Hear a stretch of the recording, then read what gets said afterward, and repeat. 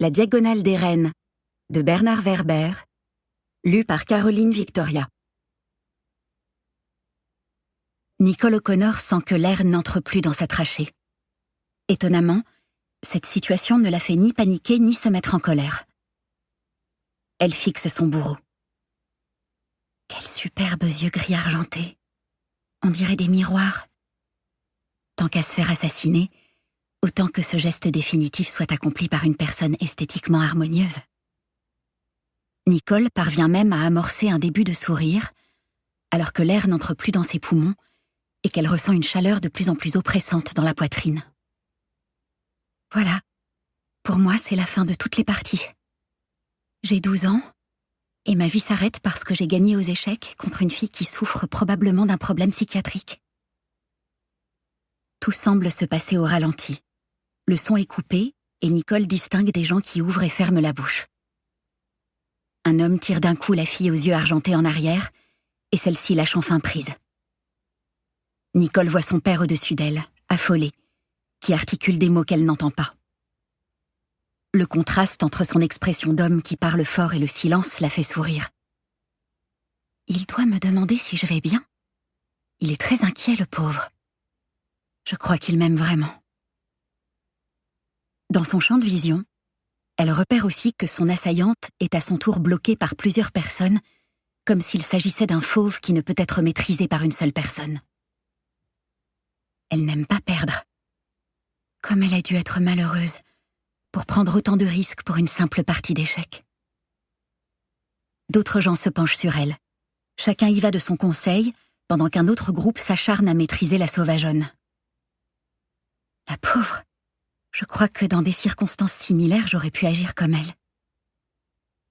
Regarder la scène en silence et au ralenti l'amuse. Tous s'énervent sauf moi. Peut-être parce que je suis encore entre la vie et la mort. Ce n'est pas un instant désagréable. C'est simplement inhabituel. Et puis des pompiers surgissent, écartent tout le monde et commencent à la manipuler. Un homme lui fait du bouche à bouche. Ses yeux ne scillent pas, alors que le visage du pompier qui lui pince le nez d'une main avance et recule au-dessus d'elle, tout en soufflant par intermittence dans sa bouche. Elle sent son haleine et sa petite moustache qui frotte la base de son nez. Plus tard, si je survis, j'aimerais bien être avec un homme qui lui ressemble. Il faudra juste lui dire de ne pas manger d'oignons avant de m'embrasser. Un autre pompier lui appuie sur le thorax, les mains entre ses seins. Celui-là est moins beau, mais j'aime bien qu'il me touche la poitrine. En fait, j'aime bien le contact épidermique, quel qu'il soit. La scène se répète mécaniquement.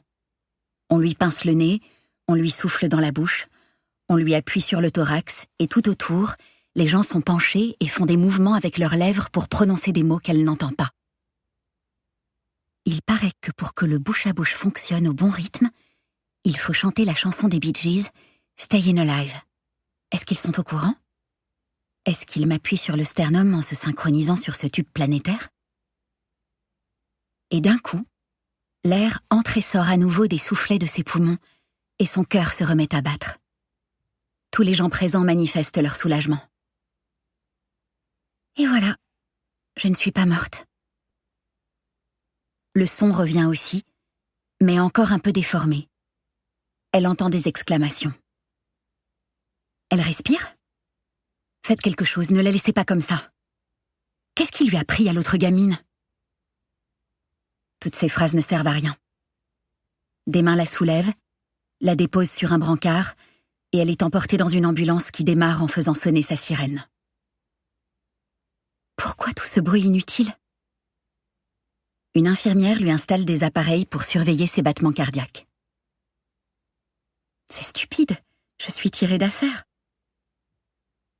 Son père est à côté d'elle et lui serre très fort la main. Il fulmine. Je vais appeler mes meilleurs avocats et les parents de cette furie vont payer. Et elle va être enfermée, crois-moi. Nicole essaie de répondre, mais sa gorge est encore bloquée. Elle pense. Non, je ne souhaite pas ça. Papa se trompe. Je vais me venger, mais pas maintenant. Certainement pas avec des avocats, et certainement pas avec l'objectif d'obtenir de l'argent. Je trouverai mieux, beaucoup mieux. Dès que j'arriverai à parler à papa, je lui dirai que je ne veux pas qu'il fasse de procès, ni qu'il tente quoi que ce soit contre cette fille. C'est à moi désormais d'agir. Et cela se passera quand je veux et comme je le veux. Ne t'en fais pas, papa. Celle-là, elle va me le payer cher. Je ne la louperai pas.